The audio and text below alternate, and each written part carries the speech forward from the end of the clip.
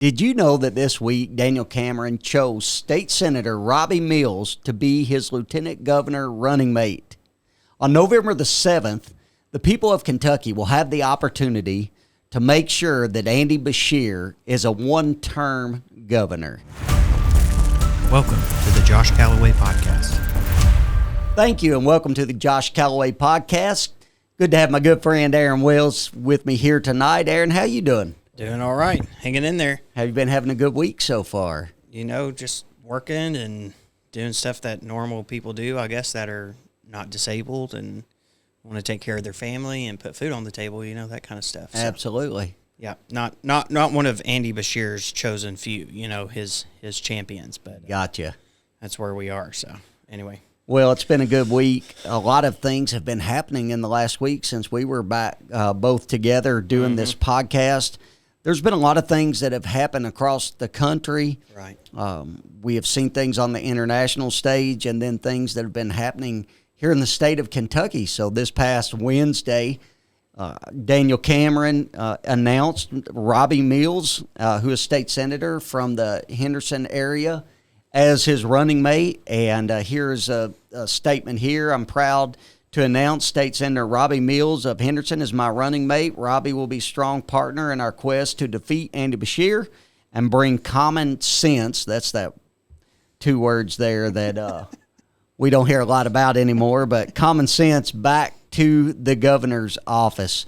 And Robbie is a great guy. I've known Robbie for a good while, even before that I got into office, had talked to him about some specific things in the past. And Robbie's carried some very strong legislation, whether it be on the coal front as well as the legislation that he carried, the Save Women's Sports bill that got a lot of attention nationally. And the pro-life scene, he has been super strong. Him and Representative Nancy Tate have worked in tandem together, working on pro-life legislation. So he's been a stalwart for those types of things in the state. He's sharp. He's a business owner, and he's from the Western Kentucky area, considered Western Kentucky, more of rural Kentucky. So I think that's part of the reason that he chose him, was he needed a good, strong conservative, and he needed somebody that was from rural Kentucky. And I think this is a good pick. There were some other names that were being thrown around. We've seen a lot of things in the media that happened. I know some people specifically had talked with Daniel about these the picks that he was going to make. And then we were able to host Daniel here last Friday in Breckinridge County and Hardinsburg. And, man, we had a great turnout, had a lot of people there. We had people were excited. I think this is a race that we're going to see a lot of people get excited about, especially with him now adding Robbie to the ticket.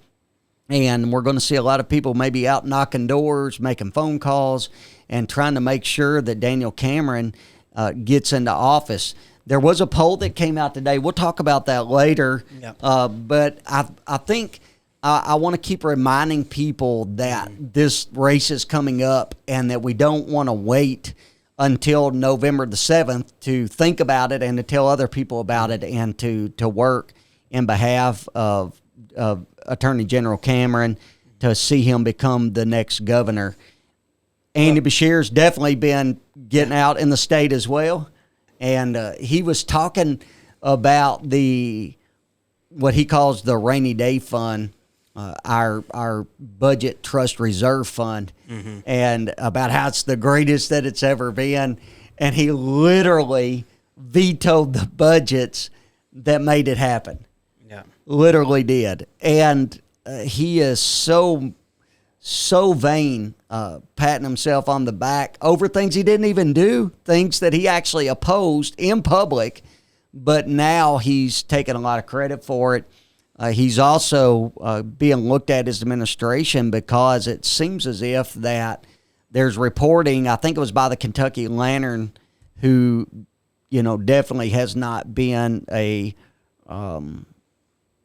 fan of mine for sure, but we'll just leave it at that. But they did put out some reporting that some of the funds that were set aside for the disaster relief in Western Kentucky and in Eastern Kentucky. There's an audit that's getting ready to take place. Looks like a lot of people got some money that wasn't supposed to. Well, and he also has had a bunch of the kids from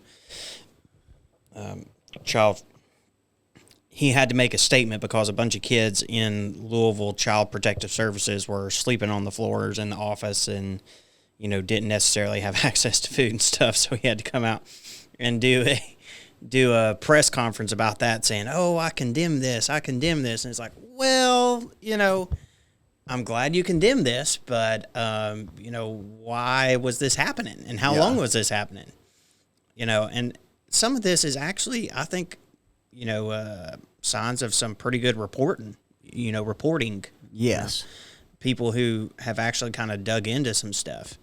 But I am 100% confident that this is just the tip of the iceberg. Yeah.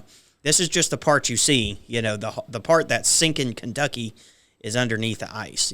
This is what's interesting about campaigns is that we know that oftentimes, most of the time, there is a spin on every story that has a slant for one candidate or the other.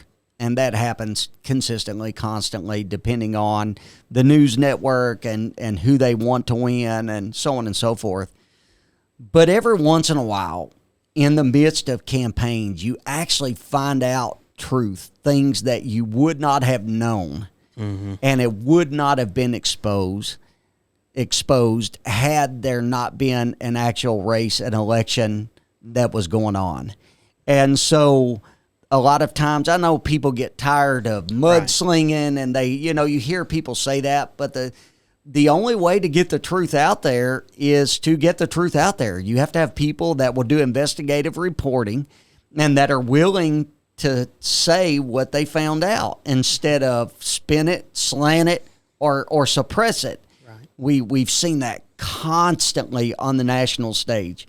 And my mind automatically goes back to, because of the hearing that happened today on Capitol Hill, goes back to the Hunter Biden laptop story, and how that they colluded with social media and news outlets to make sure that it didn't get out. The night before the election, you literally could not direct message somebody about it.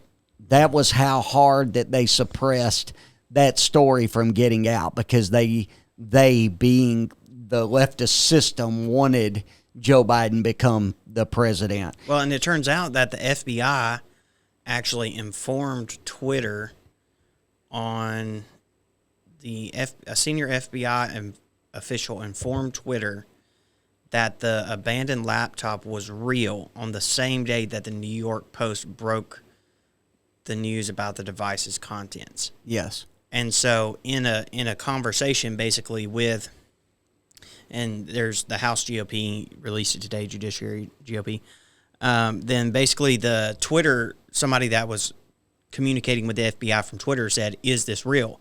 And the FBI person said, "Yes, this is real. Mm-hmm. It's not Russian disinformation." They still went with it for over a month anyway. Yeah. They don't care, and I think this is the same thing about Andy Bashir. He gets, his whole message is compassion. He's a compassionate person. And the way that he proves his compassion is by being on camera. That's how he proves his compassion. He gets on camera and he says, "I'm very compassionate," and that's how he proves his compassion. Same thing with all the, the Twitter people, the same thing with all the, the national Democrats that talk about how much compassion they have for everybody, the pro-trans people. They just, really, the issue here is that you don't have compassion. Mm-hmm. You don't have the right kind of love for everybody. You should love everybody, all this stuff. I'd like to know, in this situation, how your compassion and all of these things have protected Kentucky kids. That's what I'd like to know. So, for instance, you shut down the schools, or tried to shut down the schools, gave guidance through your Department of Education, and JCPS was the main, supporter of all this. shut down the schools for an insane amount of time. They lost all kinds of ground in their education. While they were losing ground in education, then you were also gearing up for all of this pro-trans, pro-LGBTQ plus agenda, putting all of these pornographic books into schools, I guess while they were out of school, unless it was already there in 2019 and nobody knew about it. So all of this compassion that you have is actually hurting everybody. So why don't we begin to define what compassion is instead of the guy who's running for governor defining what his compassion is like? Well, that suppression that takes place it's about control. It is about maintaining power, and that's what it's been about at the national level, and that's what it's about at the state level that we're dealing with. And the reason why that they suppress that story is because there's a lot of people that have common sense. Right. And if they heard the truth, the common sense would come out. It would resonate with them. They would see through what's going on, and they might vote a different way, or they might speak the truth to a neighbor who then might vote a different way. It's all about maintaining control, and they do that through the media. They do that through this suppression and spinning to make sure that the only story that gets told is the one that they want told. And then the blatant ignoring, when you put the facts in front of them, literally putting pictures in front of them. Right. Here it is happening. Did you see Marjorie Taylor Greene holding up the pictures? So, and the thing is, this is the thing about that. Now that you brought it up, let me comment on that for a minute. I have been plain and clear about the fact that I'm against pornography. Yeah. I think it's wrong. I think it's unhealthy. I think it's not healthy for the mind. It's not healthy for relationships. We know from a spiritual standpoint what the Bible teaches, all of that. But the fact that we have literally had people put books out showing the pornographic images that are in school libraries and being handed out to kids, and these same people that immediately began to squawk whenever she puts that picture up, when they're okay with it in front of the kids, but they're not okay with it whenever someone that they consider from the right does it in a hearing like that. Well, and even in, like, there are some school board meetings that you can find on YouTube, I think, if they haven't taken them down, where parents will literally go get the book from their school's library and then read it at the board meeting, and they'll cut their microphone off because they're saying that's obscene and that's pornographic and that's not appropriate for a public setting. Then why is it in a public school where little kids can get it anytime that they want to? Just this past week, I got to go to the Elizabethtown Independent School Board meeting on Tuesday, and while I was there, I got to talk to some people and really enjoyed going to the meeting to hear what was going on in the school district. But I also met some people there, and there was a particular lady there that Miss Bobby Coleman, who is the GOP chair from Hardin County, and she brought some excerpts from a couple books. One of the books was called The Kite Runner, and a book that is called Beautiful by an author, Amy Reed.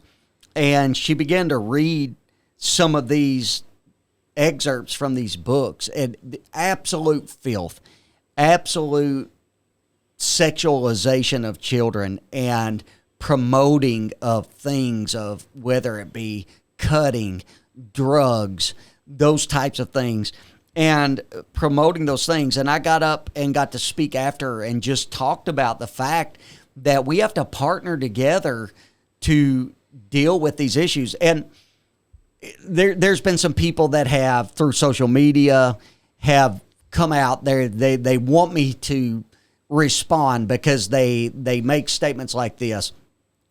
Why are you so focused on pornography? Why are you so focused on sex and kids? why, and they're trying to make an indictment. But let me tell you something.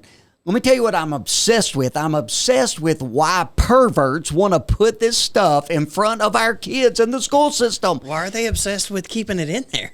That's what I don't understand.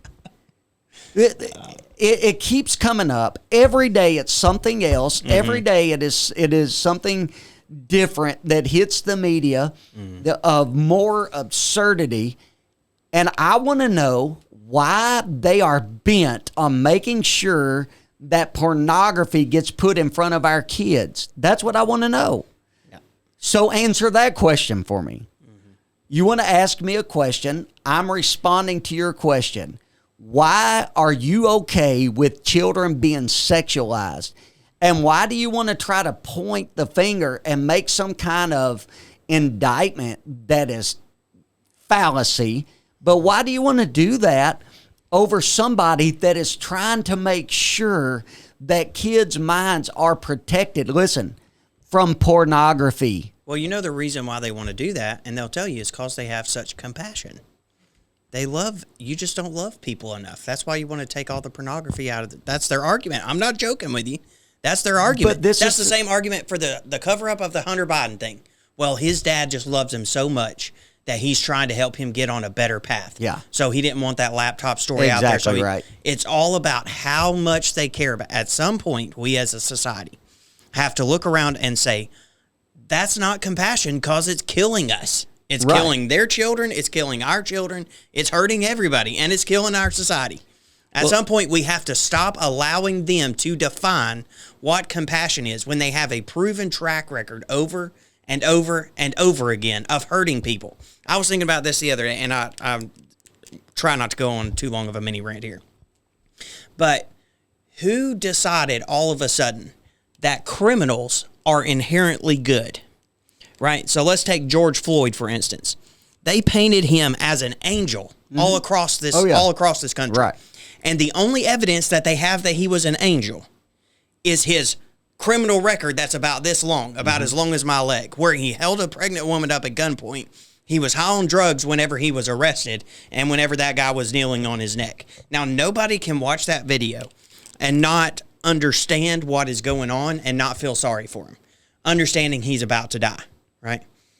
At the same time, 5 minutes before, he was bashing his head into the window of the police car because he was so high on drugs. Yeah. And they had to pull him out, and they were waiting for medical to get there, and that's how they were restraining him. Right. Obviously, you don't want him to die.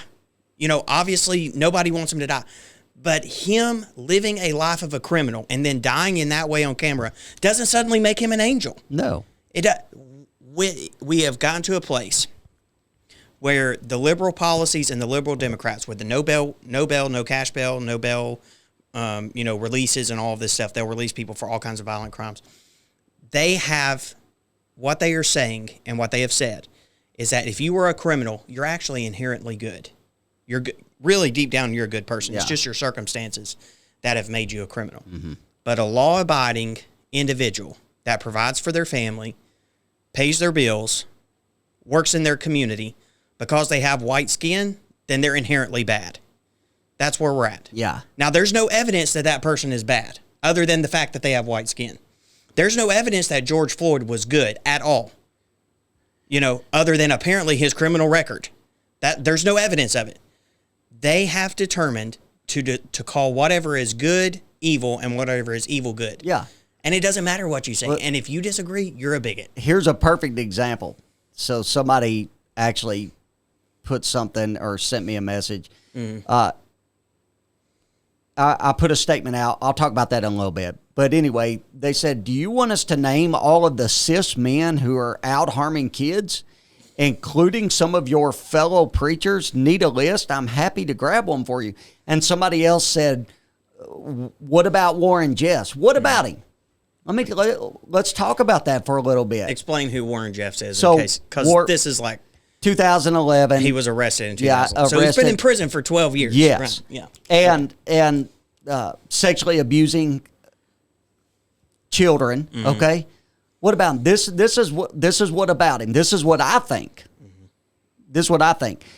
Prosecuting to the fullest extent of the law Check. And I'll support changing the law to actually make the penalty worse. Right. Right. Now, what do you think ought to happen to Warren Jeffs? Right. What do you think ought to happen to these cis men who are harming kids, including some of it says your fellow preachers? Every single individual that is harming kids, prosecute them to the fullest extent of the law.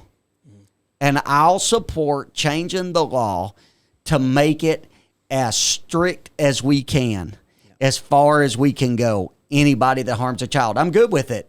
Yeah. So what do you think we ought to do with them? That's my question back to them. Here's another point. Warren Jeffs is in prison. Exactly right. Right. Anthony Weiner is not in prison, who was soliciting minors. Right. Right. No great grand 6-year investigation into whether he actually, went through with his solicitation of minors. No deep dives and getting his laptop and going through everything and looking through all of his tax record and pulling his life apart for 6 years. On the side that they want to associate with us, those people are in jail. Why aren't the people on the other side in jail? Right. That's my question. Well, I think this one is. Right. I believe this one is. This is what that question came over in response to, that I put this out. And the point that we were making, you made a great point on our last podcast, that they try to force you to use their terms and to reinforce their belief. And basically what I was saying with this is that they try to force us to play along with the game. This is fake news. This right here is actually a news clip that for immediate release came from the U.S. Attorney Office in the District of Massachusetts, right? Right. New Hampshire woman charged in this Tingesboro daycare investigation. And then they give us this picture of this woman that they called out in this news article. It's not a woman. I'm not playing along with the game. And I think... Arrested for child exploitation. Yeah. It's almost like if you... Why defend that? Why would you defend that? Also, this person was a state legislator. Yes. State legislator. Is that correct? First That's transgender correct. State legislator. Self-proclaimed transgender. It's almost as if you defend their mental illness and their fantasy world, that they'll just keep going. It's almost like that's what it is, that they'll think there's no boundaries and they can do whatever they want to. Yeah. And they can harm whoever they want to. That's almost what they think, I guess. There's another video here. Yeah. Another very sane individual indulging. Yeah, I think this is interesting fantasies. here. Something. So John Kirby, the most manly of all the military personnel ever. Press conference. These people are leading this past week. Are advising our war machine, by the way, just in case you had any concerns. So he gets asked a question. I think it's interesting about abortion. So let's listen in to a little bit of this. Why is the new DoD policy on abortion critical to military readiness? I'm really glad you asked that question. He's glad. No, I mean, I really am. Really am. 1 in 5 members of the U.S. military, 20%. We're an all-volunteer force. Nobody's forcing you to sign up to go. People volunteer to go.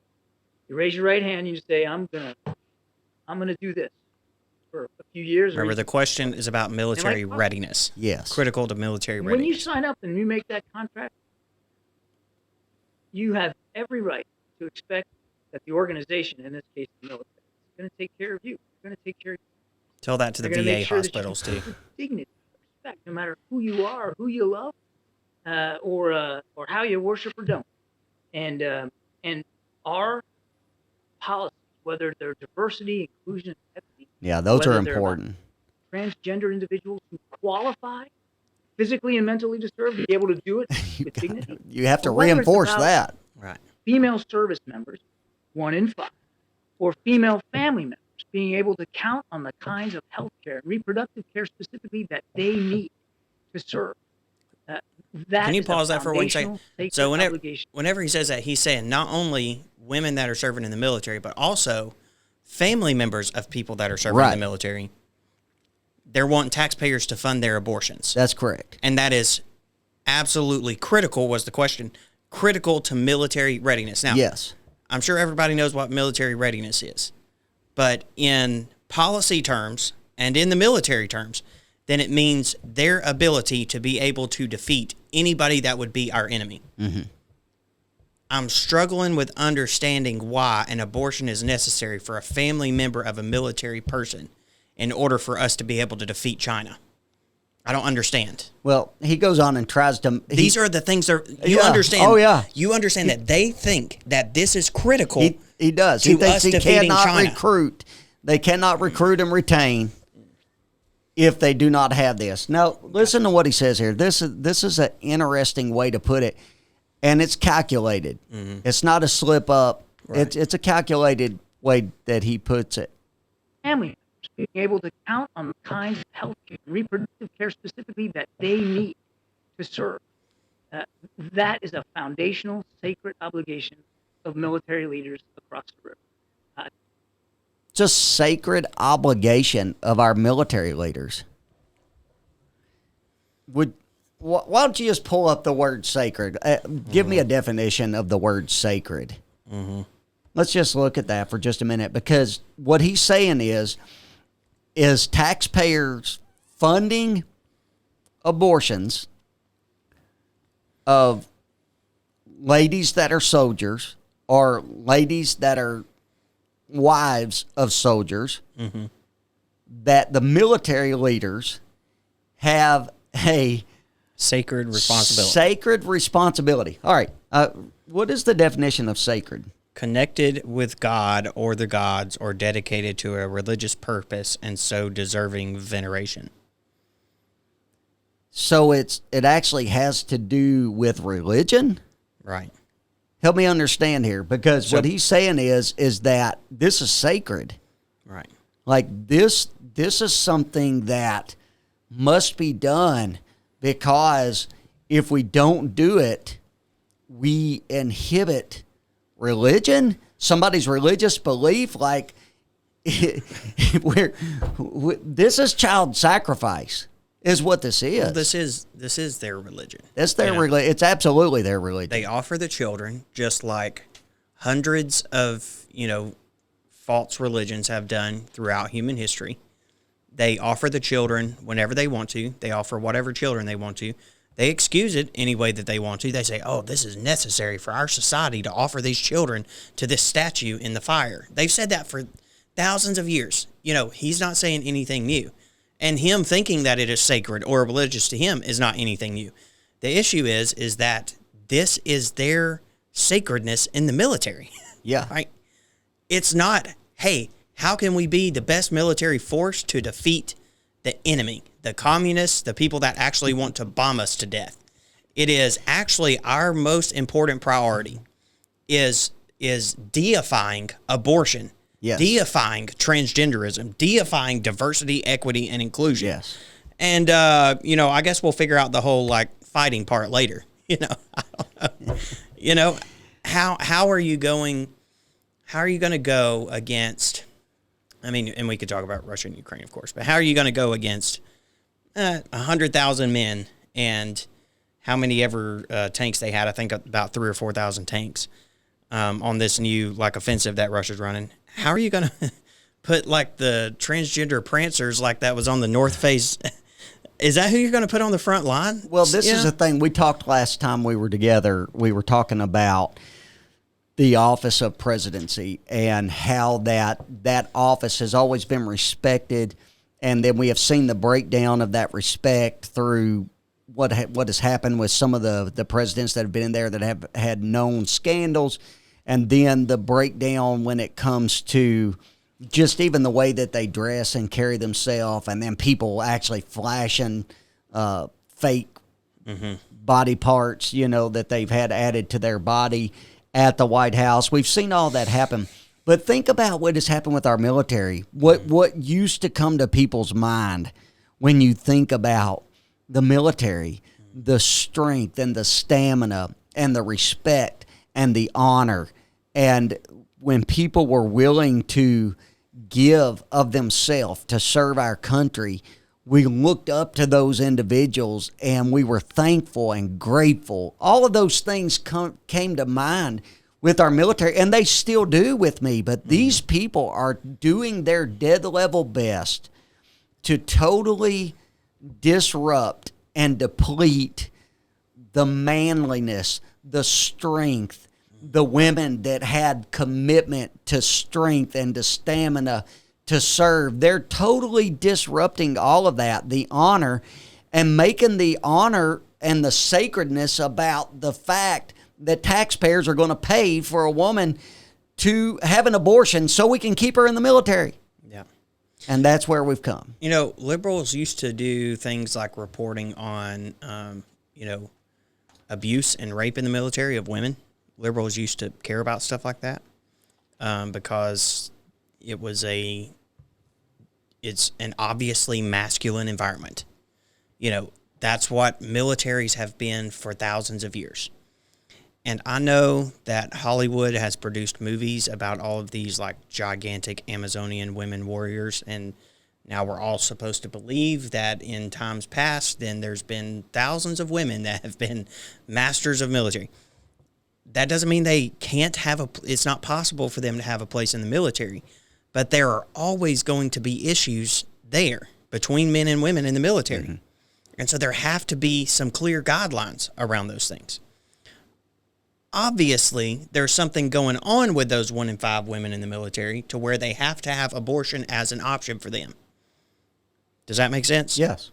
There are some boundaries that are being crossed there that the military should not be encouraging or covering up. Mm-hmm. There should be things in place to make sure that that doesn't happen in the military, right? Or to at least make sure that it's not a priority for it to happen in the military. So here's the thing. If we're always going to fashion all of our institutions, the things that are supposed to defend us, the things that are supposed to represent us and represent justice, if we're always going to start shaping them around all of the latest woke issues and people's feelings, well, we might as well just give up, because our country's done. Well, the thing, even, when it comes to abortion, it has been used often. Mm-hmm. It has been used to totally get rid of evidence of crime. Mm-hmm. It's happened where guys have pimped out women. It's happened where parents have sold their children for drug money. It's happened where there was incest and things of that nature that was going on, and you just take them to the abortion clinic and you get an abortion, and then all of a sudden all the proof is gone, and or we get to go back into business, whatever the case may be. It just amazes me. And then he references this 1 in 5 of our military personnel are women. Like, are these? Is that self-proclaimed women? Because you can't believe anything these people say. You do not know what they're trying to gaslight you with. So is this actual women, or does this include people that claim that they are women? I don't know. I just know that this is a true example of calling evil good and good evil. Yeah, and it's making it a sacred right, is what he said. The benefit, a sacred obligation. In history, at least, the benefit of American military, especially on the battlefield, is structure, ingenuity, understanding reality, and being able to draw the lines where they need to be and put people in the places that they need to be in to take out the enemy. It's the Eastern way of fighting, the Russian, Chinese way of fighting, to just mash everybody together into one unit and throw them to the wolves and then just bomb the enemy until they just can't stand up anymore. Yeah. America has always been tactical. Even in World War II, when there were millions of American men on the front lines, then they were still tactical, putting people in the right places, making sure that they were doing exactly what they were going to do. If they can't even define what a woman is or what a man is, and how do they even know where to put them in a battle situation? how are you going to trust somebody in a battle situation if they themselves are undefined, non-binary, whatever they are? Do you want a non-binary person sitting there and you think, man, if I get wounded, this person's got to carry me out of here? Who do you want carrying you out? A non-binary woman or, a man or somebody who you can trust? Yeah. It's built on trust. It's built on all these things, and you could talk about it for ages and ages. But it's absolute lunacy. It doesn't even make sense, No, and we've seen that in every area of society. It's been a big topic of discussion with Riley Gaines in the sports field and how that we're seeing the men infiltrate the women's sports and it's a constant battle. And their big steel boots coming in, infiltrating women's sports. I'm going to take all the records, Yeah, and somebody made a reference about last week when we were discussing the Miss Netherlands that was actually a mister. And you had used an article from the Babylon Bee. And they said, well, you need to check your sources that you're citing, We were actually making fun. It was in case you didn't know. It was a joke. Or can't really read. And the joke is on us or anybody that thinks that that's a woman, right? Yeah. So just still throw not, that out still there. Not convinced, but I know that he has like a crown from a beauty pageant, and everybody has said that he won the beauty pageant. Still not convinced that's a woman, unfortunately. I'm not either. I don't know. On another note, we just got a new poll out that says that 71% of the public that were polled for this particular poll show that they support school choice. And so that's something that's absolutely growing across the country. I intend to file a school choice constitutional amendment again in the 2024 session. So I filed it in 2023. We got it out of committee. There was some discussion because it will have to go on the ballot. It wouldn't go on the ballot until 2024. And so I intend to carry that bill again, or to file that bill and give parents options and empower parents to provide the best fit for their child's education. And people are, there's you typically hear from the opponents of whatever the subject is, or the people that you hear from, the people that agree, the normal common sense people that agree most of the time with the policy or whatever. They just keep their head down, do their thing, do what's right. But people have been sending things back about, well, what about public schools? What about this? What about that? What about funding? The point is that it's not about that. Mm-hmm. It's about the kid. Right. It's about the child.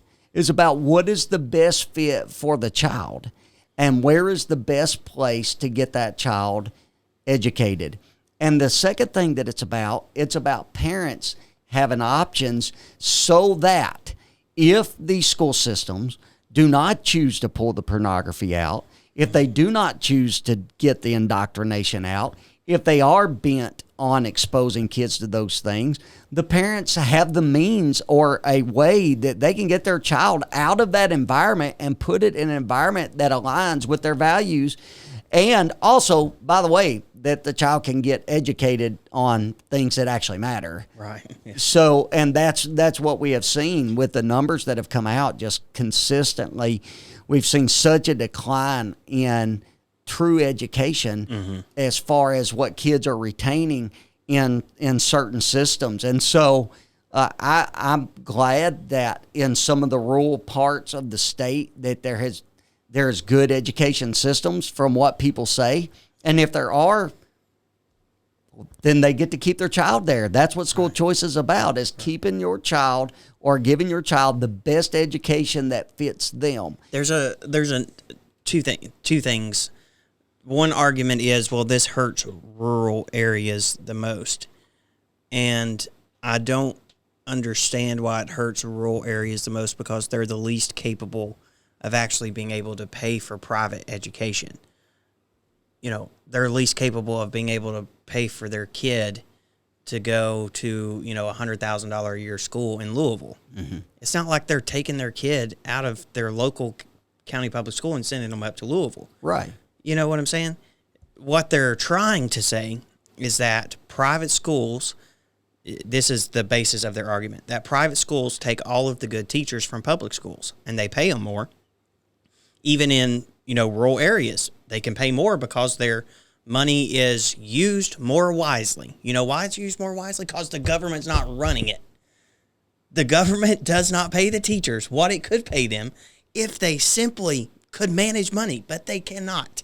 The government is that's why your legislature and y'all's, caucus and all this has focused on getting as much money as possible out of the government's hands to spend and trimming it down and making sure that everything's still paid, all this stuff, but allowing people to make their own decisions about stuff. It's also about parents having their rightful agency over their children. They get to determine where their kids go to school, and the government doesn't. Let me tell you something. The government can't even pay its bills. We're talking about the national government. Yeah. The federal government can't even pay its bills.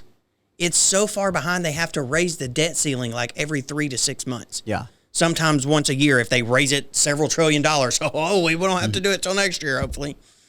They can't even pay their bills. How do they know where your kids need to go to school? They can't even define, the Supreme Court justice can't even define what a woman is. How do they know what's best for your daughter? Yeah. They can't define what is, if a man or a woman is allowed to be in women's sports. How in the world do they know what's best for your child's education?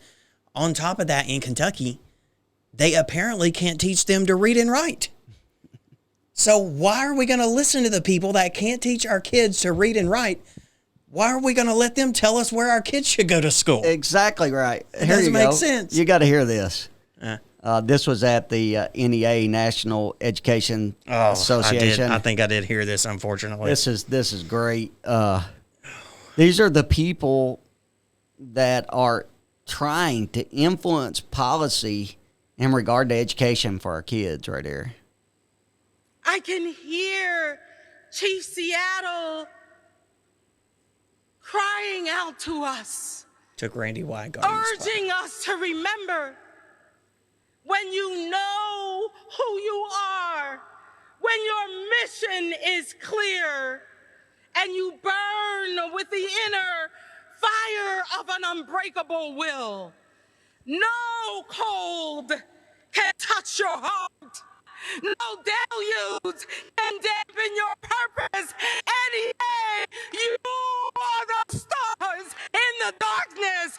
Your light will not be dimmed. Your purpose will drive you in a righteous fight for freedom because you know who you are. So the National Education Association is the stars in the darkness.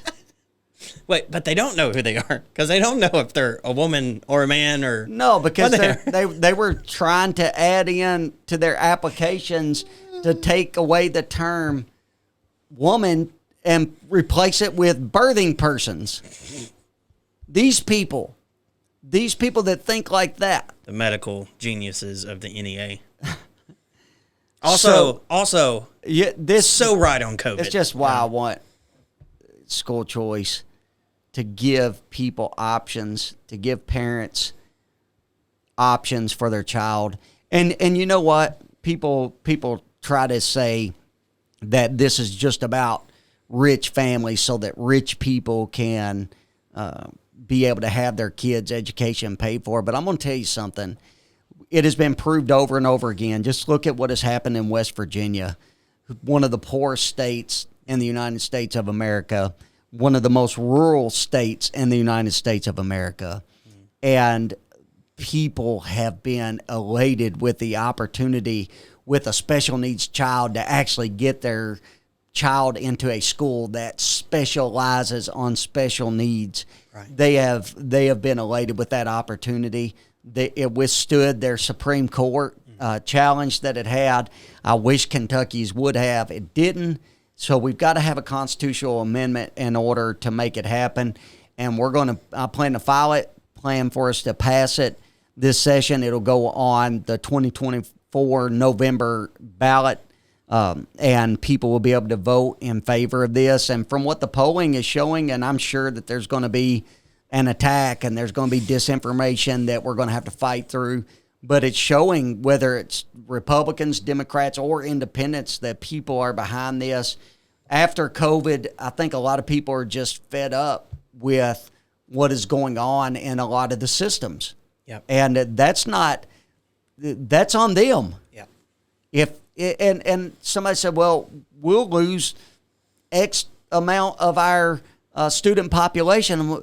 Is your school that bad? Like, you really have that little faith in your system that people are just going to pull their child out?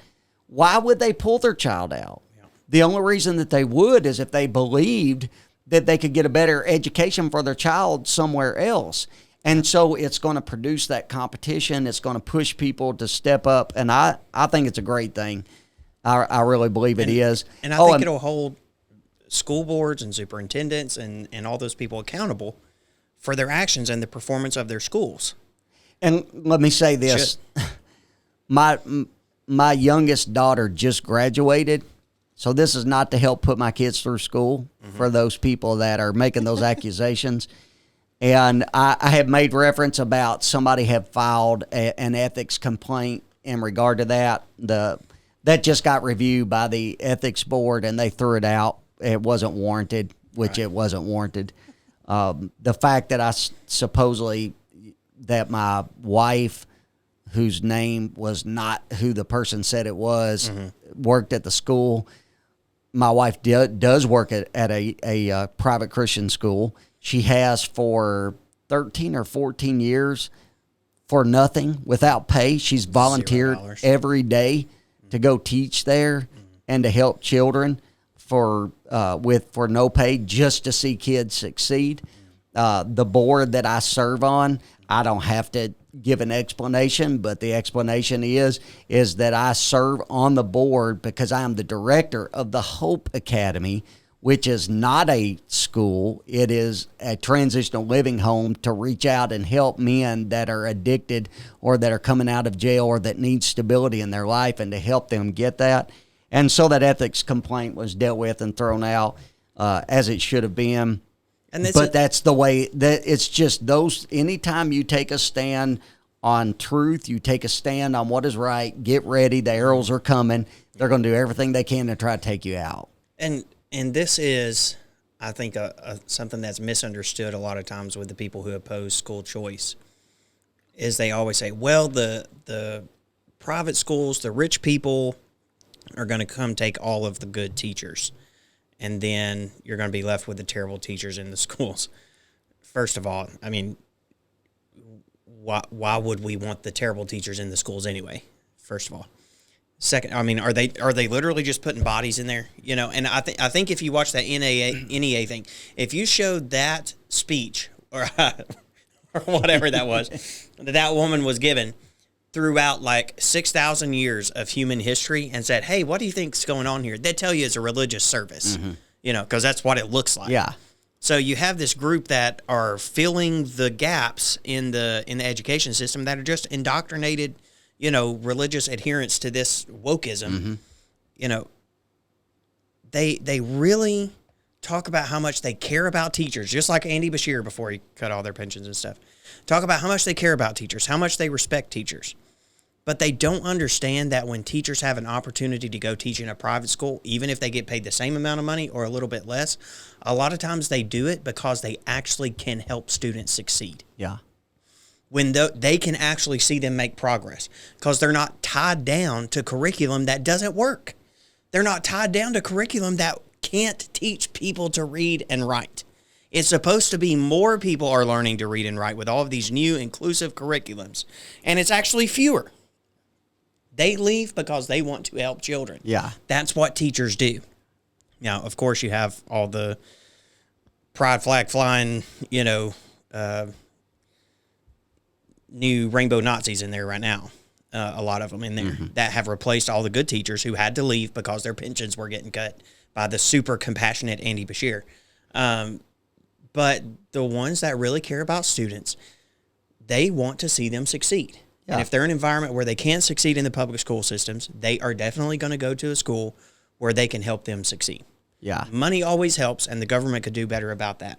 But if superintendents and school boards and the government were interested in finding curriculum and in empowering teachers to help their students, they wouldn't go anywhere. Yeah. And there would be no need for us to do school choice, or file a school choice bill. People could just send their kids to the public school and they would get educated correctly, or homeschool them or send them to a private Christian school. But these bills actually are having to kick open the door so people can do for their kids what's best for them. Yeah. And the thing about it is, we have to think through this and we have to fund it properly. But also, don't ever forget that those are our dollars. Mm-hmm. It's our taxpayer dollars that we pay in, and so I think sometimes people just lose sight of that. But anyway, the poll came out. It's just growing and growing in support, and it seems like the window of opportunity just gets wider and wider since COVID, and so excited about that coming up. I'm not a country music listener at all. I listen to Christian gospel music is what I listen to. But interesting, just a news article. Guy by the name of Jason Aldean come out with a song that was titled "Try That in a Small Town," and NPR says that it's become a political controversy. And they try to tell us how that it's become a political controversy, as he, in this video that just came out to go with the song that CMT, from what I was told, has actually pulled. And basically, he's got video, from what I'm told, in there of that came from Antifa riots and from BLM riots, and the gist of the song is, come try this in a small town because we take care of each other and support each other. Mm-hmm. And it's hate speech. I guess it's racist from what people have said. And he was in front of a courthouse where he was doing a filming or something that supposedly somebody in the early 1900s got lynched. So he's promoting lynching is what they're saying.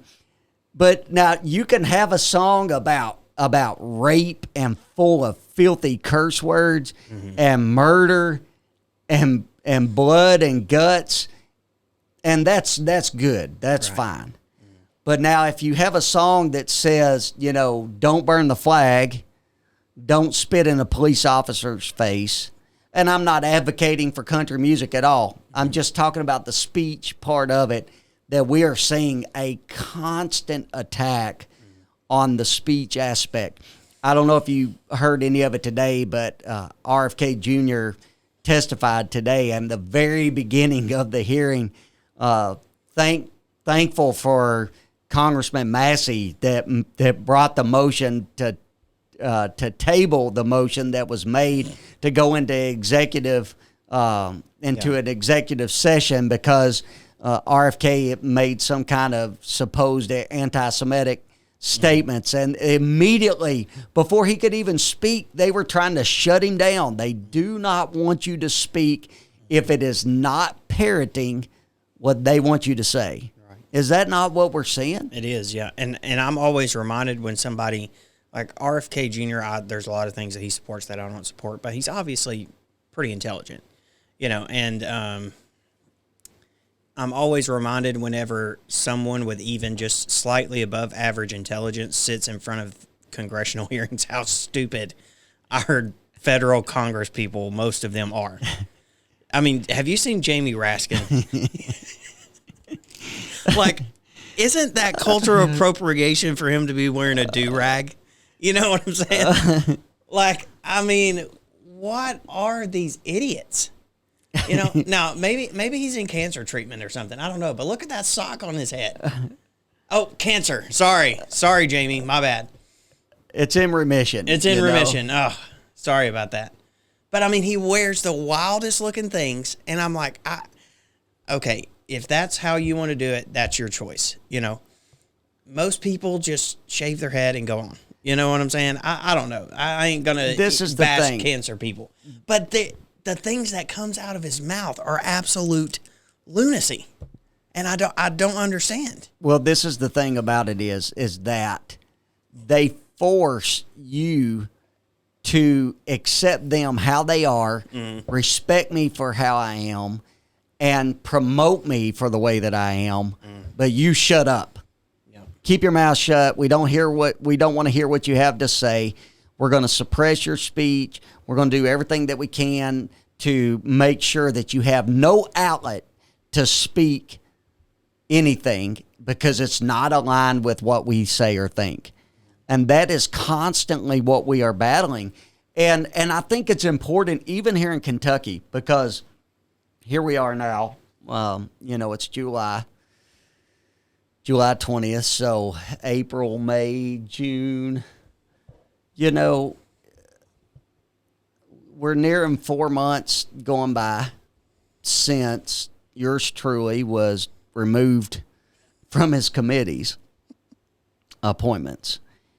And we just had somebody from leadership that this past weekend was out speaking and basically said two things. One is that because they were questioned on why that some of us were removed from our committees, and they said that I think alluded to the fact that sometimes some people try to carry things a little too far to the right. Right. The other thing that was... It wasn't the same in this, somebody in leadership from the House. Yeah.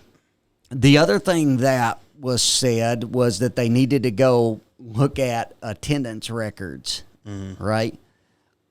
Of which it's no secret that I had major back surgery on February the 10th.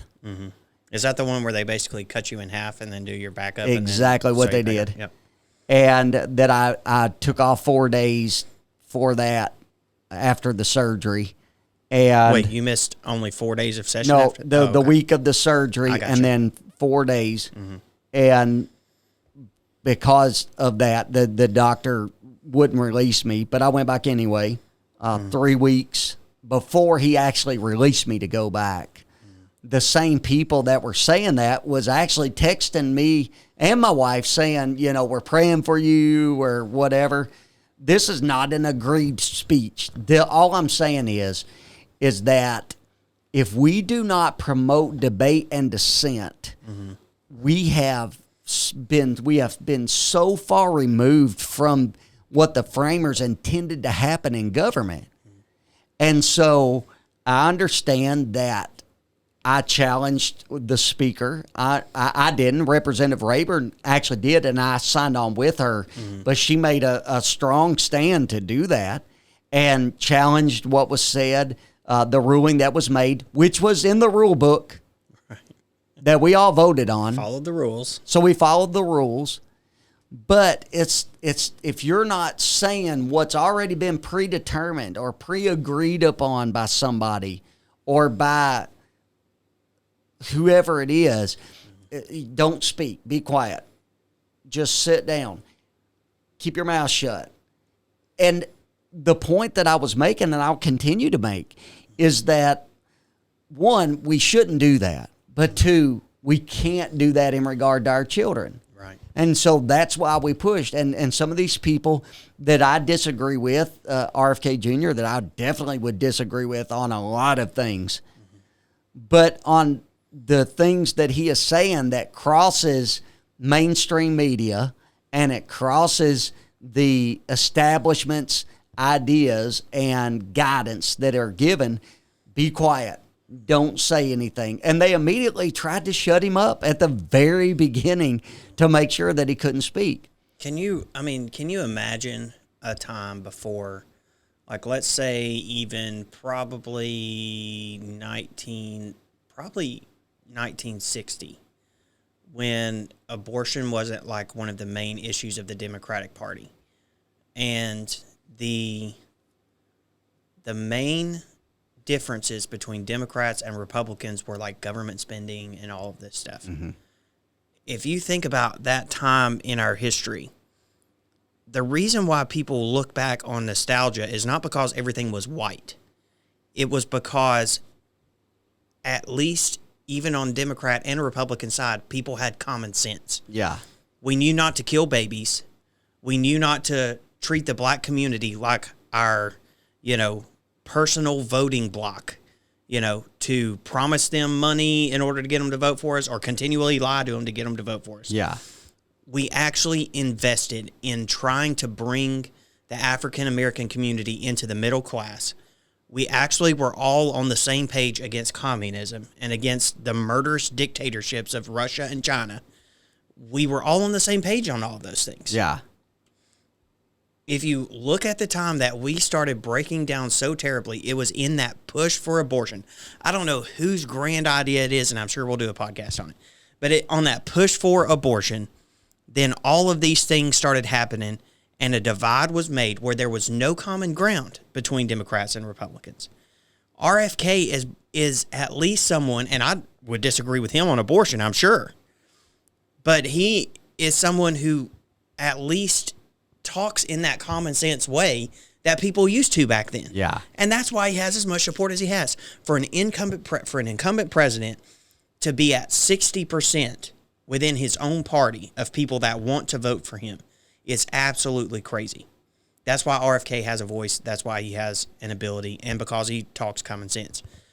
And it is evidence of the fragility of the Democratic Party. Yes.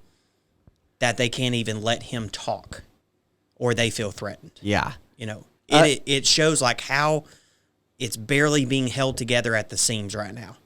And, we could go ahead and bring that into who's going to run on the Republican side.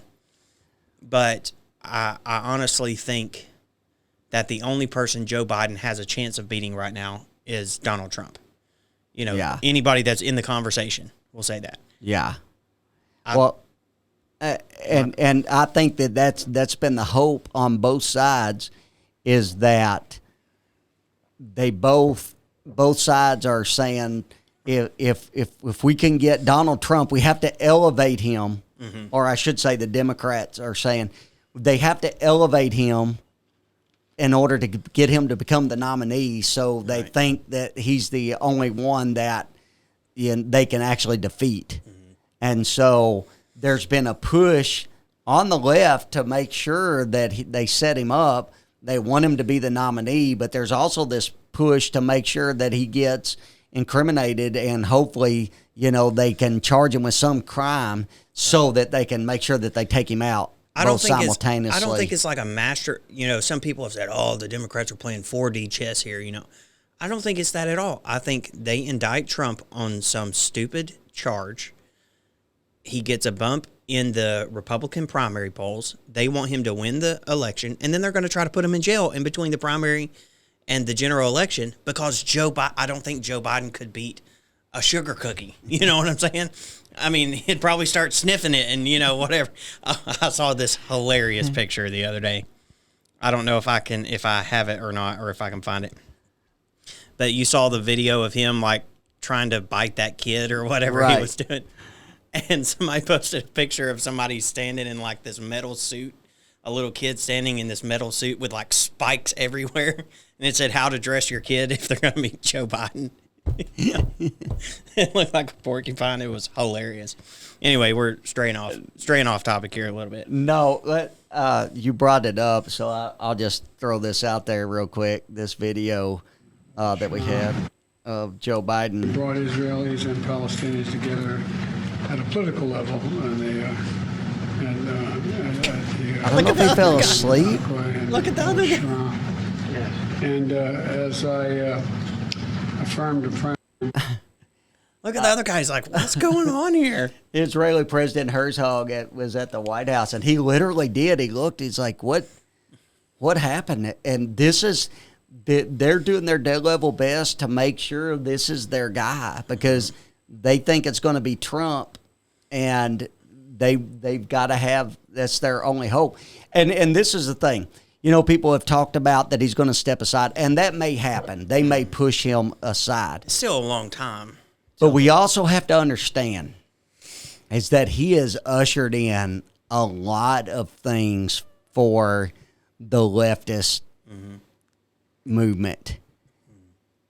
They because of the fact that they have handled him, they have been able to have their way when it comes to all of these executive branch ran entities, where they have been able to basically govern because they've kind of made their own laws.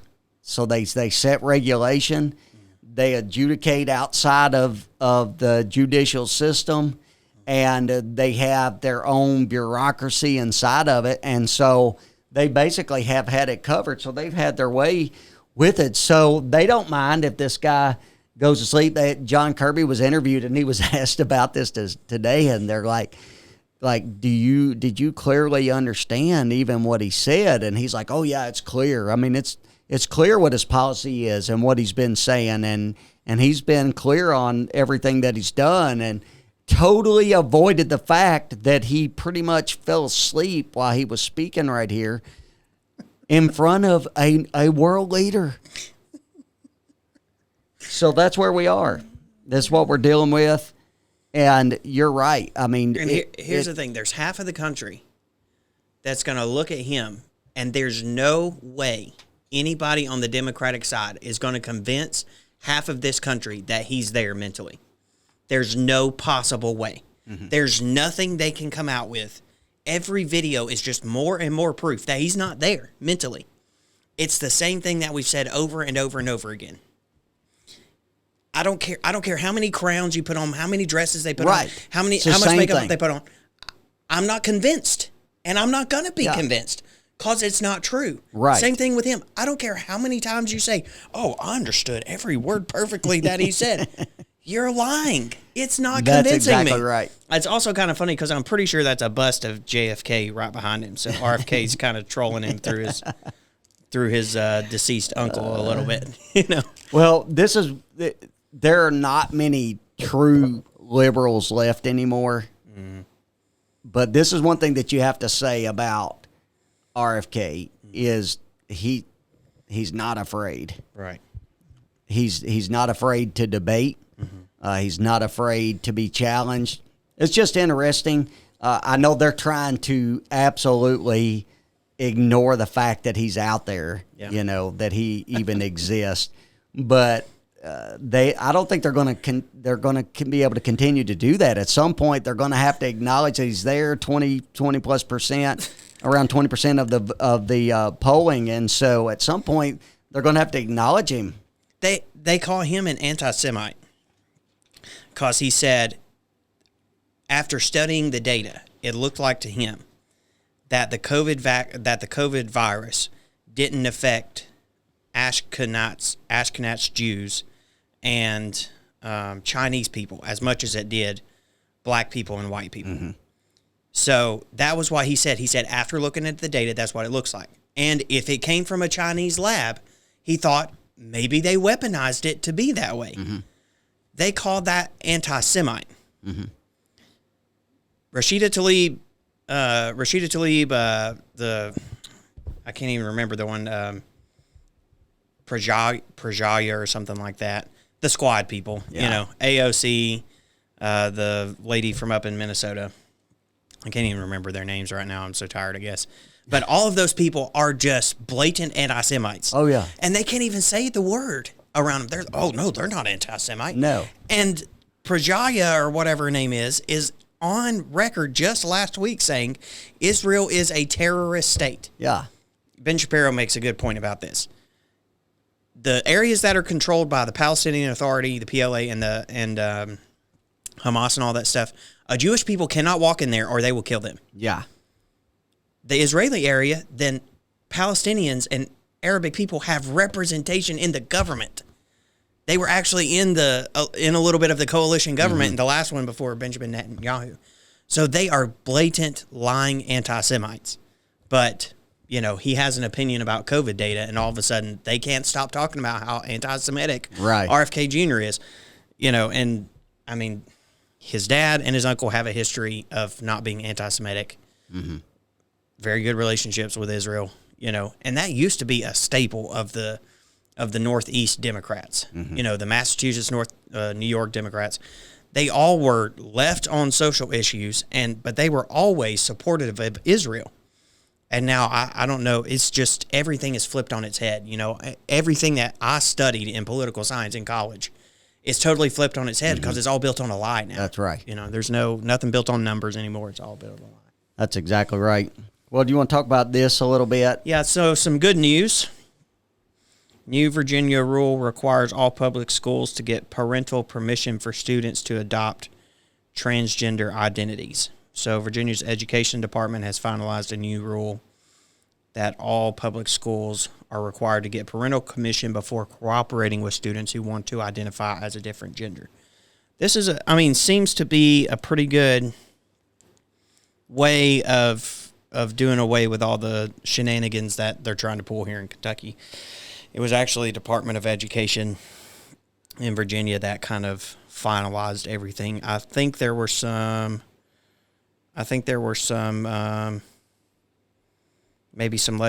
legislation that maybe helped out, but the education system, the education department was kind of the driving force. The only issue with that is that if a new administration gets in and somebody else takes over the Department of Education, then they can just switch it all back. But for now, then this is, at least a good temporary win. I think what Governor Youngkin was trying to do there is that they had some of these rogue school districts that were saying and telling teachers to hide things from parents, to don't tell the parent if the child wants to be called by a different pronoun or by a different name. And so you're exactly right. You do have to go into legislation and make sure that you put it into law, because these the executive branch, they change and new people get appointed and different ideas, and we've seen that. And to be honest with you, one of the primary reasons that I ran for office was because Andy Beshear got elected as governor, and why I ran the second time when I won.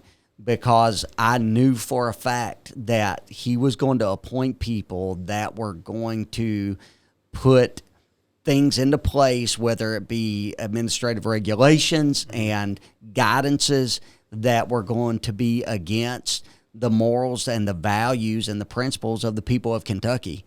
And so that was why that I ran for office. And so every time that we get a chance to legislate something that we know is right and we want to keep it in place, it's much better than having the executive branch push some kind of administrative regulation through. And we've seen them try to do so much stuff in the last 3 years here in the state of Kentucky, from contracts to guidance in the school system and so on and so forth. And so, yeah, this is a start. It's something that definitely will keep rogue districts or these districts that tend to lean left from trying to keep stuff from parents. I mean, why? What's the point? Why would you want to keep something from a parent? Yes, it's just basic humanity and common sense. I mean, parents have been raising kids for thousands and thousands of years. Somebody raised Albert Einstein, and it was not Joe Biden. Thank the Lord. I don't know what else to say there. I think there is kind of a point here that is kind of glossed over sometimes. At the basis of a federalist society, and you're supposed to have the legislative branch that makes laws, the executive branch that executes the laws that the legislative branch makes, and then the judicial branch is supposed to make sure that the laws are constitutional and make sure that people have justice under those laws. That those laws aren't executed incorrectly or weren't passed in an unconstitutional manner. That's how the federalist system is supposed to work. Unfortunately, things have been so structured right now that in order to get anything done in a conservative way, you have to pass the laws in the legislature and you have to control the bureaucracy. Because if you do not, then the executive branch of any state or of the federalist system is not going to execute the laws that the legislature passes. They're not going to. They're just going to do whatever they want to do opposite of what is done. I don't know what kind of reckoning we have to come to in order to correct that. But without that corrected, then the most successful form of government ever to exist on the planet is going to crumble. Mm-hmm. There's just no other way around it. Yeah. The same thing with Andy Bashir and his Department of Education. The legislature passed a law about trans policy in schools, about the rights that parents are supposed to have, about what doctors can and cannot do, at least some guidance there, to children. Mm-hmm. The education system says, yeah, we're not going to educate. That's part of the executive branch. They're supposed to be executing what y'all passed. Exactly right. And not misinterpreting, but executing what y'all passed and enforcing what y'all passed. And so, and I think that also ridiculous. Is why that we have to be clear on what we're doing, and we have to go all the way. So we have a tendency sometimes to say, well, we're going to address the issue by doing a little something in that area, and that was the whole point this session. That's why coming into the next session, I think it is so important we promote debate, we promote dissent, we file the kind of legislation that we want, not what we think we can get across the finish line, and then we take it to the public and let the people look at it and decide and advocate for what is right. And we saw that happen, and if we go all the way and we're clear, we can make sure, that we win in court, so we vet it very carefully from a constitutional standpoint. And then we also make sure that the executive branch, if it's someone who doesn't fall in line or believe in the law, that they can't say, well, this means this, and that's what we deem it to mean, therefore this is what we're going to do. Right. And when they do that, they know that all they're doing is spending taxpayer funds, because they know that it's going to go to court. And it's the taxpayers that are on the hook for somebody just not simply wanting to follow the law. Right. And so that's what we run into. Yeah. So. Yeah, and I just think there has to be a Republican gets elected to be Kentucky governor like so rarely. Mm-hmm. If Daniel Cameron wins here, then there have to be some steps taken to make sure that executive branch and the bureaucracy that is there, not only that it's wielded correctly while he's there, but that its power is not superseding what the Constitution of the state of Kentucky allows. That has to happen. Otherwise, in 4 years or in 8 years or whatever, whenever a new Democratic governor gets in, which in Kentucky is very often, then they're just going to do the same thing, and we're going to fight this battle for our children over and over and over and over again. Simply because, and here's the reason why, the Democrats do not follow the rules, and they never will. Yeah. They never have, they never will. If they can find a workaround, they will. Doesn't matter if they're Andy Bashir, doesn't matter if they're Jackie Coleman, doesn't matter if it's Jason Glass, doesn't matter who it is. And, going back to the thing with House leadership, this is why you have to have what you're saying, a clear message and a concise focus on where you're going. Right. Because they don't play by the rules. And if all you're concerned about is, ego contests in the leadership and in the legislature, they are going to eat you alive, and our children are going to suffer because of Exactly right. Exactly right. Well, a lot going on, a lot of subjects to discuss, and I had mentioned I mentioned about Senator Lindsey Titchener coming on. She had had some things going on with her time, and so sometime in the month of August, she's going to come and join us, and we're going to discuss as far as inside of the public school system, how the sex education came about, the people that were behind it, all the perversion and things that these people were caught up in, and really bring to light what has been taking place. This has been happening for decades. This is not something that just came about, but we've really seen it come to fruition in the last little bit. Yes. And so I think it's going to be an exciting time. It's going to be a good educational piece for people to see and to understand. In the meantime, I mentioned that I went to Elizabethtown Independent Schools. I'm planning to go to a Hardin County School Board meeting and speak on this subject of this pornographic material that is in the school system. It's in the Hardin County school system as well. I've got a list of the books there through an open records request that was done. And I'm just telling you, we've got to get it cleaned up. We have to protect our children. And that's really what this is about. That's what this spawned from, this particular podcast, is to inform people. We want you to be informed. We want you to know when things are going on. But we also need your help to protect our children. And we're going to keep doing that by God's grace. Thank you so much for joining us. We greatly appreciate it. God bless you. Have a great week. Thank you for watching the Josh Calloway Podcast. The purpose of this podcast is to get as much information out as we can about what is going on in our state, in our communities, and across the country. If you will share, like, and subscribe to this podcast, you can be notified as soon as a new one comes out. Tell your friends and your family about it, because we want people to be informed and engaged in protecting and promoting the truth. Thank you, and God bless.